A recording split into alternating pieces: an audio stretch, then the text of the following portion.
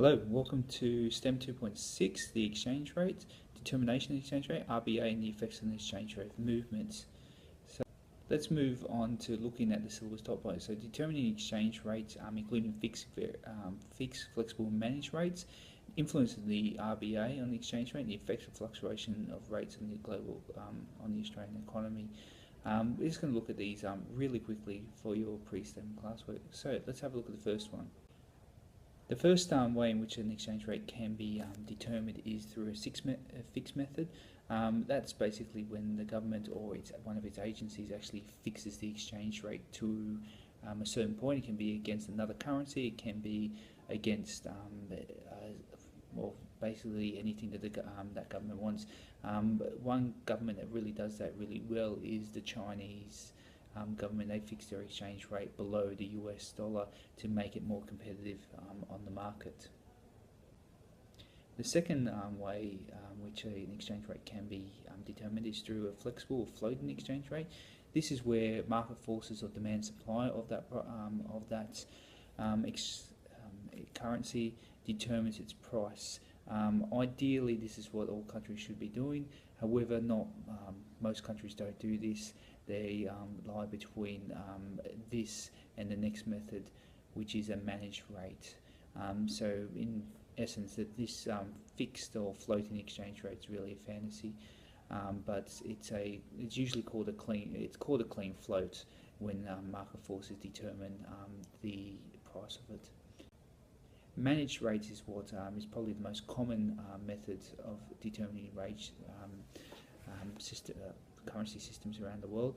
Australia subscribes to this. So under a managed system is that the exchange rate is determined by market forces. However, if the currency depreciates or it appreciates too much, a central authority, such as in Australia's case, the RBA, could step into the market and determine the value of the country's exchange rate through a couple of methods, which we'll look through. This is often called a dirty float, or dirtying the float when the RBA actually intervenes into the market, or a central authority intervenes into the market.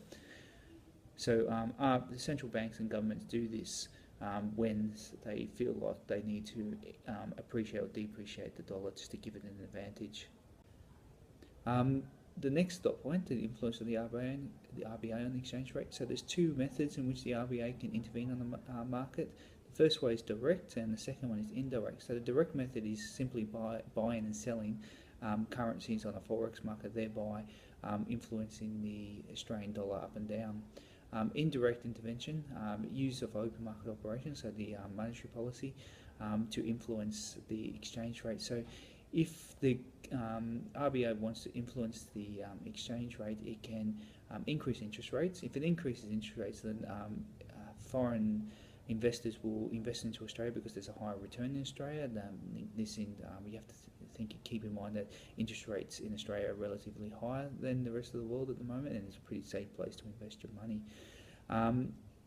And likewise, if the RBA actually decreases interest rates, then you'll see, relative to the rest of the world, then people would take their money out of Australia and invest it in those countries overseas, thereby depreciating the Australian dollar. So finally, looking at the effects of fluctuation in the exchange rate on the Australian economy. So positive depreciations that we see: more purchasing power, decreased interest on servicing. Also, the valuation effect of the debts, because the debt is worth less than it was before. We're talking about foreign debt there. Decreased inflationary pressure as imports are cheaper as well. Negatives of appreciation is the decrease in export profits because we're just not as competitive as before. Deterioration of the CAD as imports would increase, so balance of goods and services will go into a deficit or will move towards a deficit. Imports sees increase in imports will see less economic growth because that's a leakage out of the economy. It's expensive to invest into Australia. Decreased value of foreign income and decreased value of foreign assets to Australia. Positive for depreciation, so remember that this always positives depreciation. It's a cheaper exports overseas. That means that this will lead to a better CAD because the balance of goods and services will improve. With that said, the depreciation means that it's more expensive for us to import, so therefore the balance goods and services would improve even better. Increase economic growth because more exports overseas, so that's a injection into the economy. Increase foreign income earned, increase Australian value of foreign assets, cheaper to invest into Australia, so we'll see more investment. Negative depreciation aspects is less purchasing power for us, increased servicing debt, so if there's a depreciation, our debt value increases, so we have to pay more to service our debt, more foreign debt, like I just said, and increased inflationary pressure.